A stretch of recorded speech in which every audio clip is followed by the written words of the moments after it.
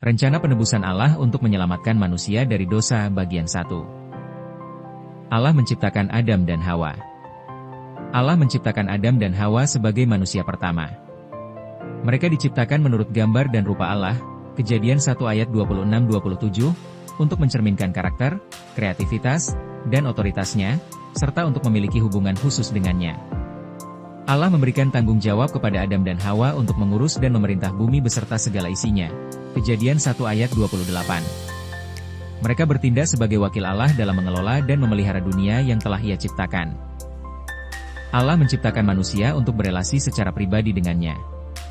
Adam dan Hawa ditempatkan di Taman Eden, di mana mereka dapat bersekutu dengan Allah dan hidup sesuai dengan kehendaknya. Kejadian 2 ayat 15-17, 3 ayat 8. Allah memberkati Adam dan Hawa serta memerintahkan mereka untuk beranak cuculah dan bertambah banyak. Kejadian 1 ayat 28. Mereka harus memenuhi bumi dan melanjutkan rencana Allah melalui keturunan mereka. Pada akhirnya, Adam dan Hawa diciptakan untuk memuliakan Allah dengan hidup dalam ketaatan kepadanya dan menggenapi rencananya bagi ciptaan.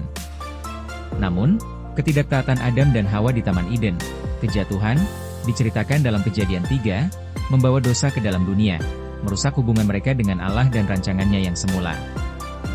Kejatuhan, seperti yang diceritakan dalam Kejadian 3, adalah peristiwa penting dalam Alkitab yang menjelaskan bagaimana dosa masuk ke dunia dan merusak hubungan manusia dengan Allah. Kejatuhan terjadi ketika ular, yang digambarkan sebagai lebih licik dari segala binatang di darat, Kejadian 3 ayat 1, mendekati Hawa dan mempertanyakan perintah Allah untuk tidak memakan buah dari pohon pengetahuan tentang yang baik dan yang jahat. Ular itu meragukan kebaikan Allah, menyiratkan bahwa Allah sengaja menahan sesuatu yang baik dari Adam dan Hawa. Kejadian 3 ayat 45. Ular itu berbohong, mengklaim bahwa memakan buah itu tidak akan menyebabkan kematian, melainkan membuat mereka seperti Allah, tahu tentang yang baik dan yang jahat. Hawa, yang tertipu oleh ular, melihat bahwa buah itu baik untuk dimakan, sedap kelihatannya, dan menarik hati karena memberi pengertian. Kejadian 3 ayat 6.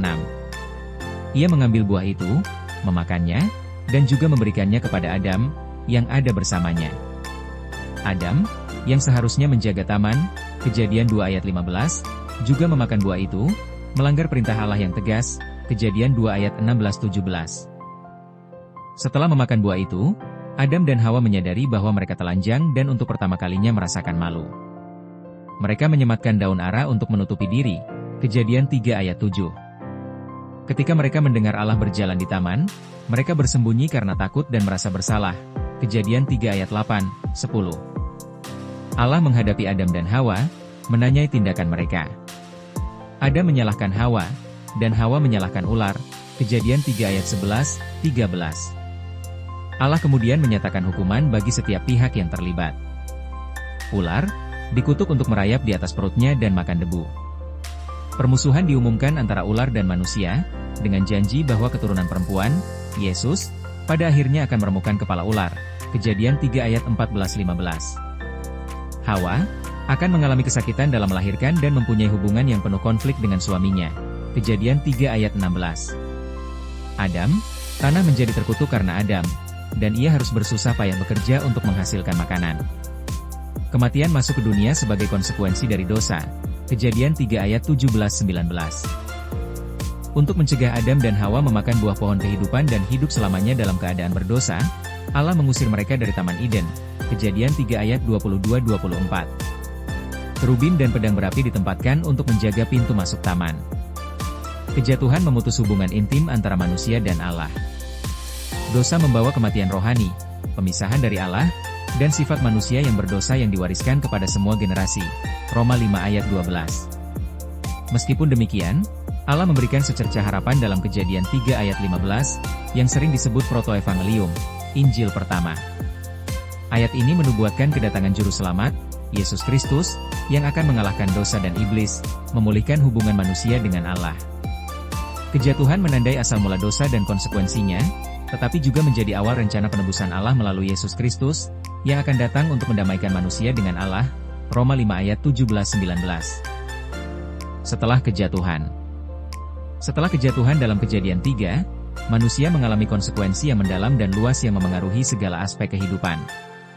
Konsekuensi ini bersifat rohani dan fisik, dan terus berdampak pada seluruh umat manusia. Kematian rohani, konsekuensi langsung dari kejatuhan adalah kematian rohani, yaitu pemisahan dari Allah. Adam dan Hawa diusir dari Taman Eden, melambangkan hubungan yang rusak antara manusia dan Allah, Kejadian 3 ayat 23-24. Dosa masuk ke dunia, dan semua manusia mewarisi sifat berdosa, Roma 5 ayat 12. Pemisahan dari Allah ini adalah akar dari segala kerusakan rohani dan moral. Kematian fisik. Allah telah memperingatkan Adam bahwa ketidaktaatan akan mengakibatkan kematian, Kejadian 2 ayat 17. Setelah kejatuhan, kematian fisik menjadi kenyataan bagi manusia. Adam, Hawa, dan semua keturunan mereka pada akhirnya akan mati dan kembali menjadi debu. Kejadian 3 ayat 19. Kutukan atas bumi. Tanah dikutuk karena dosa Adam, membuat pekerjaan menjadi sulit dan melelahkan. Kejadian 3 ayat 17-19. Duri, rumput liar, dan perjuangan untuk menghasilkan makanan menjadi bagian dari kehidupan manusia. Seluruh ciptaan mengalami kefanaan dan kerusakan karena dosa manusia. Roma 8 ayat 20-22. Kerusakan hubungan manusia, kejatuhan membawa perselisihan dan kehancuran dalam hubungan antar manusia. Adam dan Hawa mengalami rasa malu dan saling menyalahkan. Kejadian 3 ayat 7, 12-13. Konflik, kecemburuan, dan kekerasan menjadi bagian dari interaksi manusia, seperti terlihat dalam kisah Kain dan Habel. Kejadian 4 ayat 1-16. Hubungan pernikahan dan keluarga juga terpengaruh, dengan kesakitan dan pergumulan menjadi bagian dari hidup. Kejadian 3 ayat 16. Natur manusia yang rusak, sifat manusia menjadi korup oleh dosa. Manusia cenderung egois, jahat, dan memberontak terhadap Allah.